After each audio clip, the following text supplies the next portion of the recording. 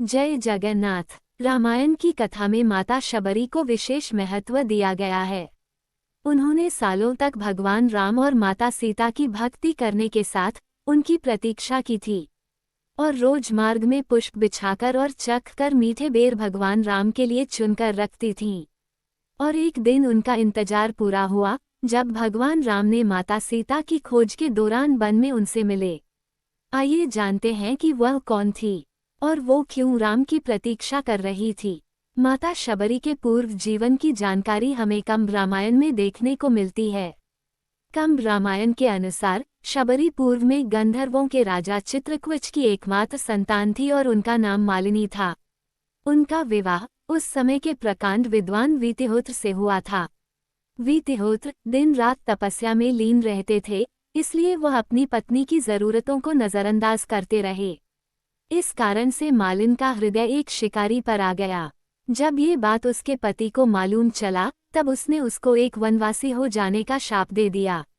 मालिनी ने रोते हुए अपने पति से शाप वापस लेने की गुहार की। इस पर उसके पति ने कहा कि उसका उद्धार आने वाले वर्षों में श्री राम ही करेंगे। अगले जन्म उनका जन्म एक आदिवासी परिवार में हुआ जो एक अछूत जात माना जाता था। शबरी के माता पिता ने उसका विवाह एक शराबी व्यक्ति के साथ तय कर दिया था। शबरी उसके साथ अपने जीवन को नष्ट नहीं करना चाहती थी, इसलिए वह विवाह से पूर्व अपने घर से भाग गई और वह जंगल में ऋषियों के लिए लकड़ी और खाने के लिए फल तोड़कर लाती थी। सभी ऋषि शबरी से अत्यंत प्रसन्न थे, लेकिन एक दिन जब उन्हें ये पता चला कि शबरी अछूत है, तब सभी ऋषियों ने उसका त्याग कर दिया था। अंत में ऋषि मतंग ने उन्हें अपनाया और शिक्षा दी। जब ऋषि मतंग का अंतिम समय आया तब उन्होंने शबरी को बुलाकर कहा कि एक दिन भगवान राम तुम्हारे पास आएंगे और तुम्हें इस संसार से मुक्त कर देंगे। तब से शबरी रोज फूलों से कुटिया को सजाकर और मीठे फल चुनकर भगवान राम की प्रतीक्षा करती थीं, ताकि भगवान राम के मुंह में खट्टे बेर न चले जाएं।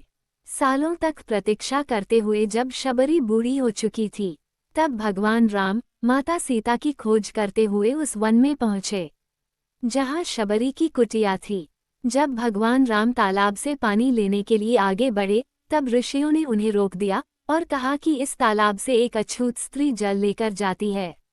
सभी ऋषियों ने इस तालाब का त्याग कर दिया है। ये सुनकर राम ने ऋषियों से कहा कि स्त्री एक इंसान को जन्म देती है, वह कैसे अछूत हो सकती है। ये सब कहकर भगवान राम ने शबरी की कुटिया का पता पूछा और शबरी के पास पहुंच गए। भगवान राम जैसे ही कुटिया तक पहुंचे, शबरी ने उन्हें पहचान लिया और उनके चरणों में आकर गिर गई।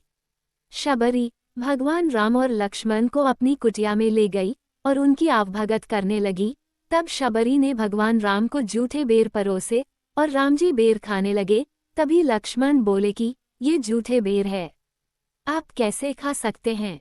इस पर श्री राम ने कहा कि यह झूठे नहीं मीठे बेर हैं, इनमें माता शबरी के प्रेम और स्नेह की मिठास है। अंत में शबरी ने भगवान राम का आशीर्वाद ग्रहण कर अपना शरीर त्याग दिया।